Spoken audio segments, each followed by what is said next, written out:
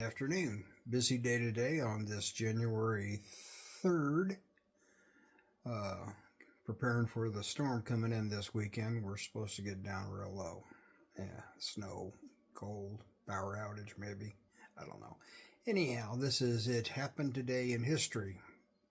Maybe we'll make some today. Hope you like them. Please like, follow, share, all that other good garbage. Watch the whole thing if you can. Help me out. Let's get into it.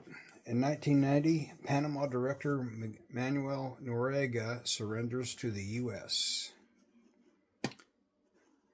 In 1834,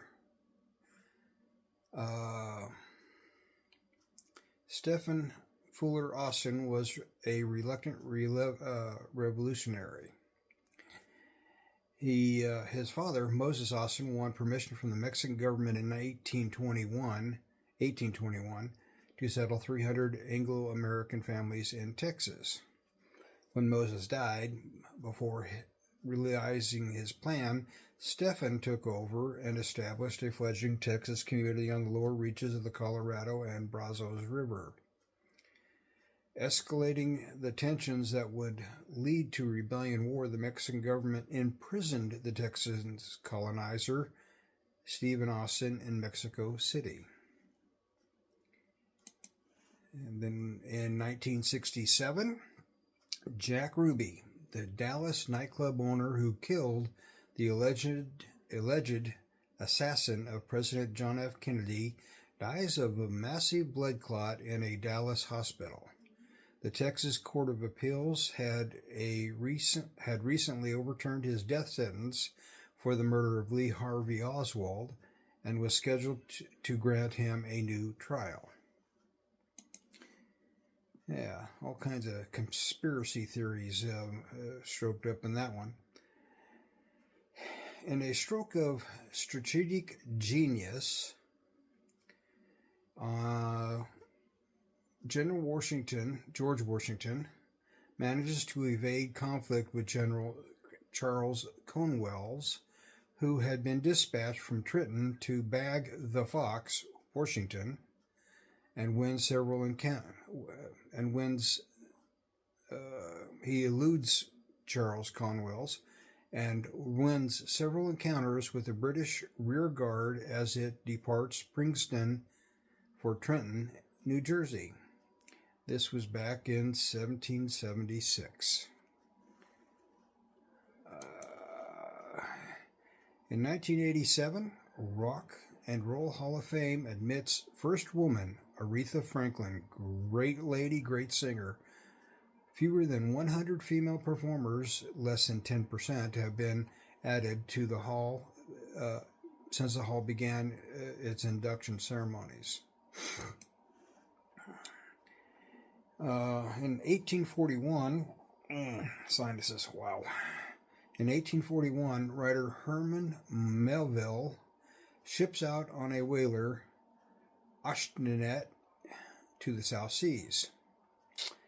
If you don't recognize his name, he's the one that published in 1846 his first novel, Typee, Typee, based on his Polynesian adventures. His second book, Umo, was also a draft of the region, and, most famously, Moby Dick, his third novel. It initially flopped and was not recognized as a classic for many years.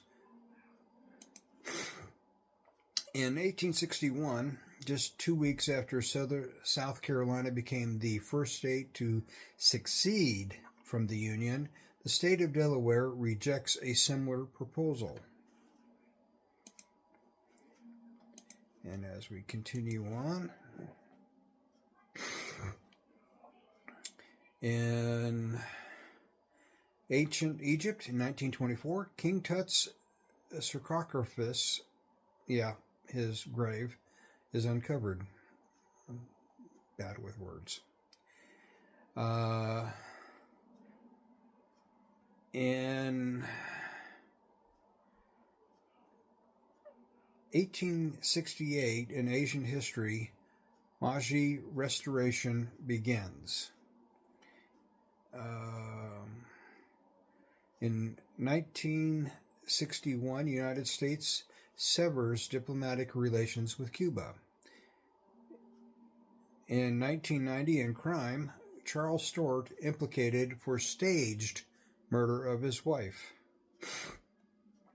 In religion, in 1521, Martin Luther, not Martin Luther King, Martin Luther, 1521, is excommunicated. He was a Protestant, and the Catholic Church didn't like that, his teachings. In space and exploration, 2004, Mars exploration rover Spirit safely lands on the red planet. In sports, in 1973, George Steinbrenner's group buys Yankees from CBS. In 1993, Buffalo Bills pull off one of the greatest comebacks in NFL history. In 1959, Alaska is admitted to the Union. Happy birthday, Alaska. In 1938, Franklin Roosevelt founds March of Dimes. And finally, in World War I, 1925, Benito Mussolini declares himself dictator of Italy. And there you have it, this Friday, TGIF. Hope you have a good day. See you tomorrow.